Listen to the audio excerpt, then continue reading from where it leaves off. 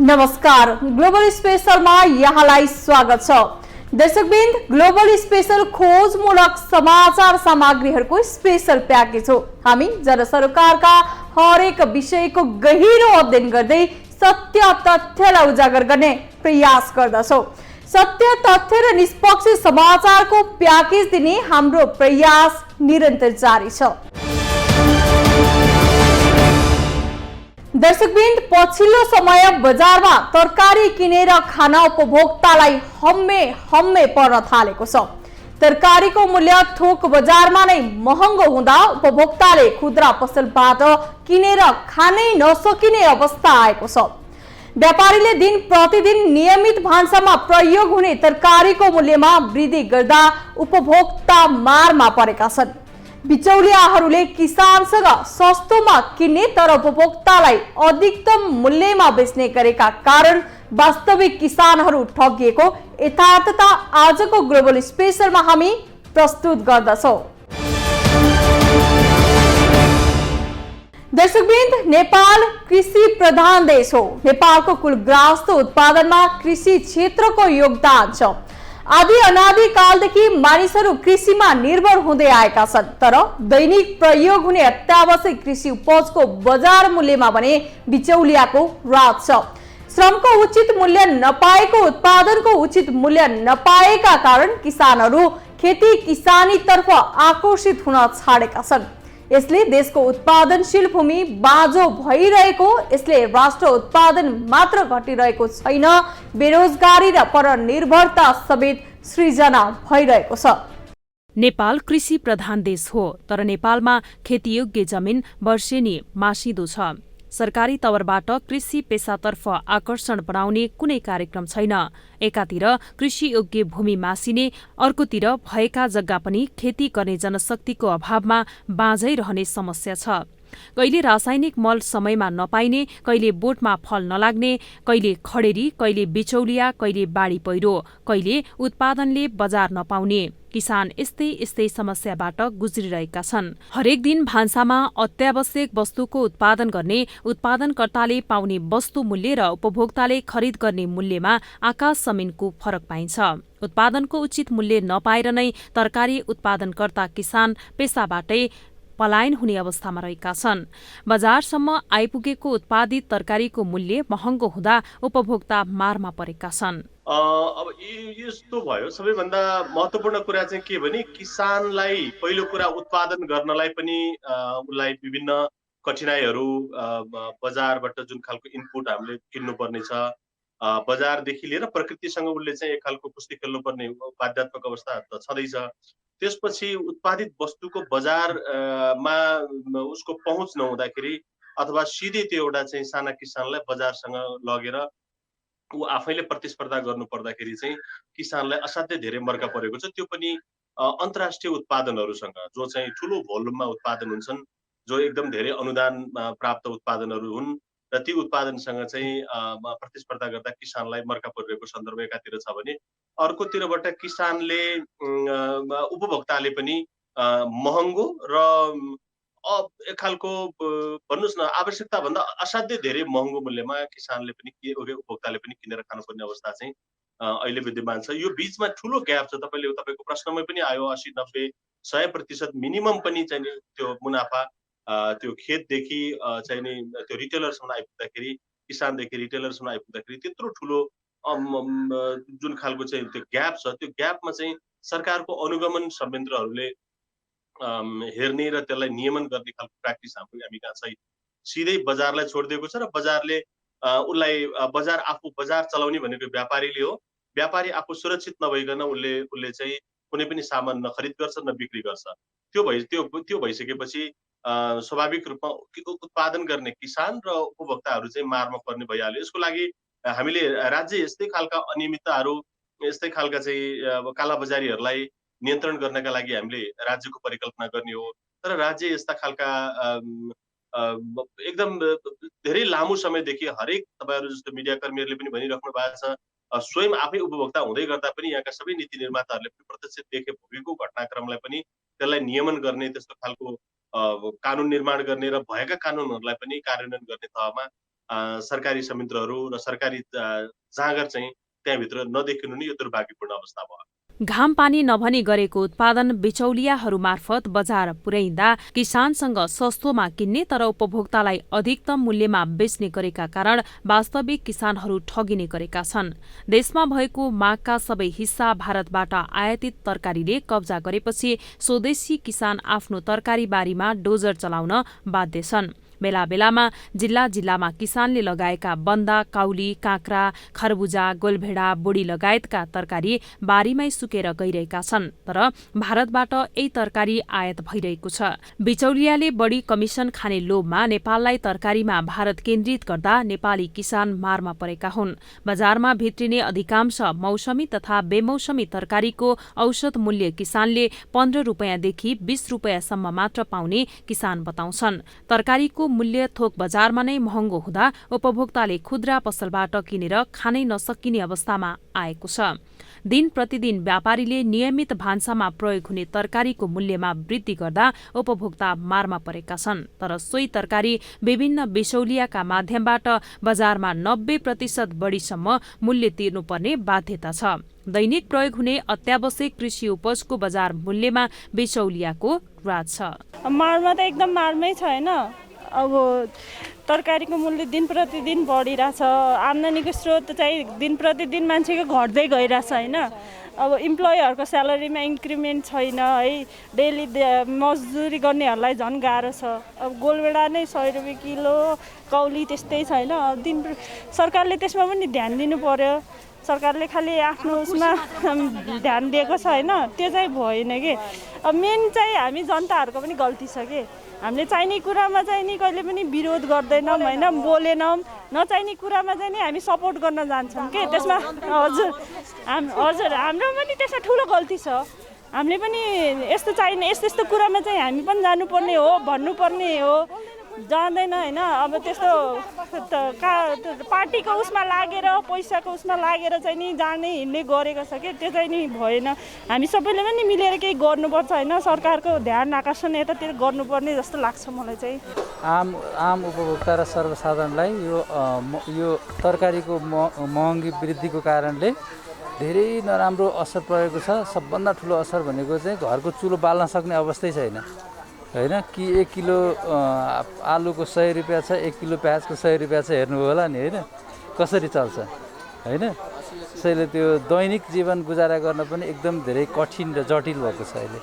आम्दानीको स्रोत अनुसार त यसलाई गर्नै सकिँदैन, आकलन गर्नै सकिँदैन। एउटा सामान्य जागिर खाने मान्छेले काठमाडौँमा बसेर दैनिकी गुजारा गर्छु भनेर भन्नु अब त नसोच्दै पनि हुन्छ। बजारमा तरकारीको आपूर्ति बढिरहेको छ, सोही अनुसार तरकारीको मूल्य पनि केही घटेको छ। तर खुद्रा व्यापारीले भने मनपरी मूल्य असुल्ने गरेका छन्। देशको सबैभन्दा ठूलो तरकारी बजारको रूपमा स्थापित कालीमाटी फलफूल तथा तरकारी बजारमा उपत्यका छेउका जिल्लासहित अन्य 5-6 बाहिर जिल्लाबाट हरियो तरकारी भित्रन्छ। नेपालको सबैभन्दा ठूलो फलफूल तथा तरकारी बजारले हरेक दिन व्यवसायीले आयात गरेको तरकारी तथा फलफूल अनुसार मूल्य तय गर्छ, जसमा तरकारी बजार विकास समितिले करिब 6 वटासम्म व्यवसायीले आयात गरेको तरकारी जाँच गरेर मूल्य तय गर्ने गरेको छ। अब यो मूल्य तोक्ने भन्ने कुरा चाहिँ अब यो बजारले तोक्ने हो हैन, स्वतन्त्र बजार हो हैन।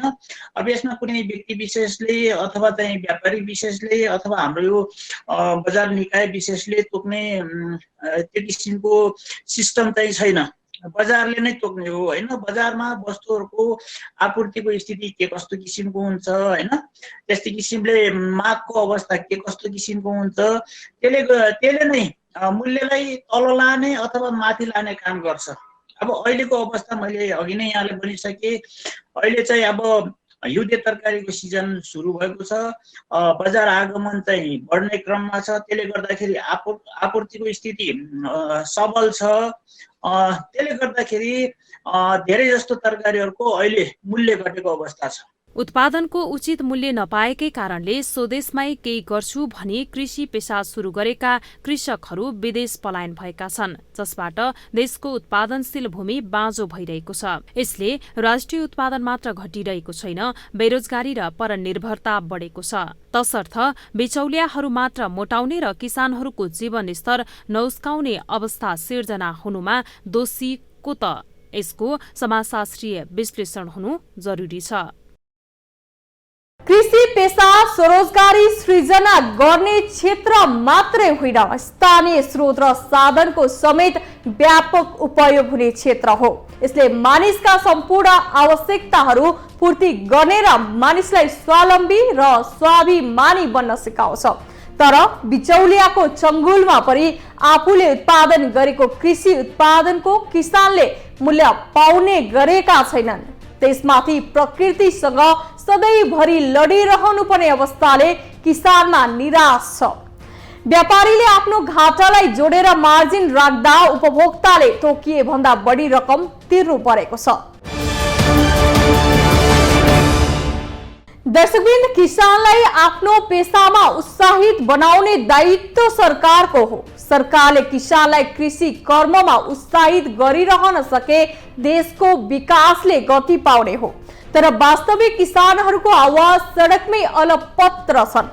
सदनमा किसानहरूको आवाजलाई बुलन्द गर्ने प्रभावकारी नेतृत्वको पनि अभाव छ। प्राकृतिक विपत्तिका कारण किसानले भोग्नु परेको क्षति आफ्नै पसिनाबाट तिर्नुपर्ने बाध्यताले कालान्तरमा किसानी पेसा प्रतिको आकर्षण कम हुँदै जाने देखिन्छ। कृषियोग्य भूमि रहेको कृषि प्रधान देश नेपाल आफ्नै उत्पादनले आत्मनिर्भर बन्न सकिरहेको छैन। नेपाल आदि अनादि कालदेखि मानिसहरू कृषिमा निर्भर हुँदै आएका छन्। स्वदेशी उत्पादनले कुल उपभोग्य वस्तुको करिब 70% पनि धान्न धौधौ छ। प्रमुख खाद्यान्नमा पर्ने धान, मकै, गहुँ, कोदो, जौँ, फापरमै पनि मुलुक आत्मनिर्भर हुन सकिरहेको छैन। यी सबै गरी करिब वार्षिक 30-40 लाख टन खाद्यान्न बाहिरबाट आयात हुने गरेको छ। कुनै बेला नेपालमा धान, चामल, दलहन निर्यात गर्ने मुलुक थियो, तर नेपालमा पछिल्लो समय खेतीयोग्य जमिन वर्षेनी मासिदो छ। सरकारी तवरबाट कृषि पेसातर्फ आकर्षण बढाउने कुनै कार्यक्रम छैन। एकातिर कृषियोग्य भूमि मासिने, अर्कोतिर भएका जग्गा पनि खेती गर्ने जनशक्तिको अभावमा बाँझै रहने समस्या छ। यो वास्तवमा किसान र उपभोक्ताको बीचमा एउटा अनसिन लेयर बसेको छ। पर्दा पछाडिबाट खेल खेल्ने एउटा खेलाडी बसेको छ।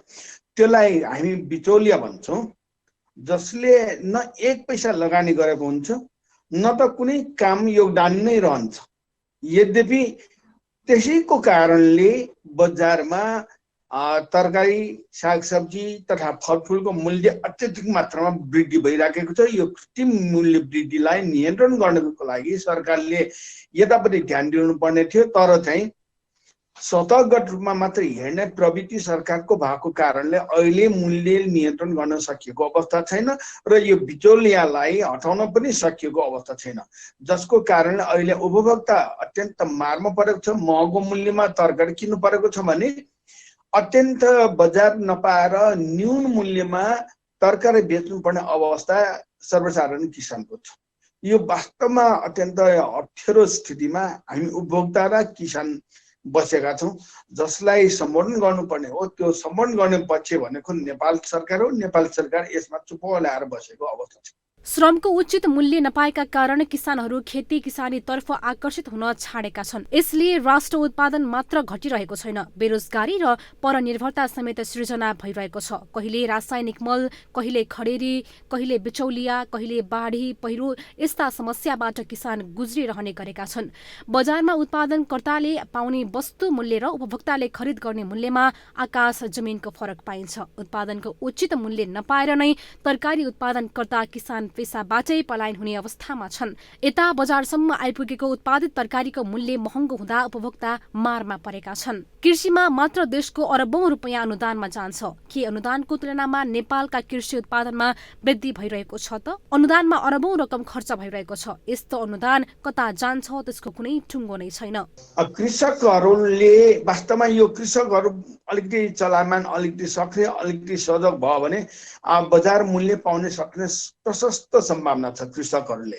त्यो के गर्नु पर्दछ भने कृषकहरू आफैले एउटा समग्र रूपमा तयार भएर कृषक उपभोक्ता सहकारी सङ्घहरू अथवा कृषकहरू मात्रै मिलेर बजारीकरण गरेको अवस्थामा वा सम्बन्धित क्षेत्रका कृषि ज्ञान केन्द्रहरूसँग सम्पर्क गरेर कृषकहरू मिलेर त्यो कृषि ज्ञान केन्द्रको संयोजनमा अथवा उसको निर्देशनमा काम गरेर बजारीकरण, आफ्नो उत्पादनलाई बजारीकरण गरेको खण्डमा सायद मेरो विचारमा उनीहरूले मूल्य त पाउँछ नै, साथसाथै यो बिचौलियाको रूपमा रहेको जुन पर्दा पछाडिको खेलाडी हो त्यसको चाहिँ त्यो तह चाहिँ हटेको कारणले आम उपभोक्तालाई पनि अत्यन्त सुविधा हुन्छ, अत्यन्त फाइदा हुन्छ। सरकारबाट किसानको वास्तविक पीडा र क्षतिका आकलन गरी राहत र पुनर्स्थापना हुनुपर्नेमा सरकार आफै अलमलमा देखिन्छ।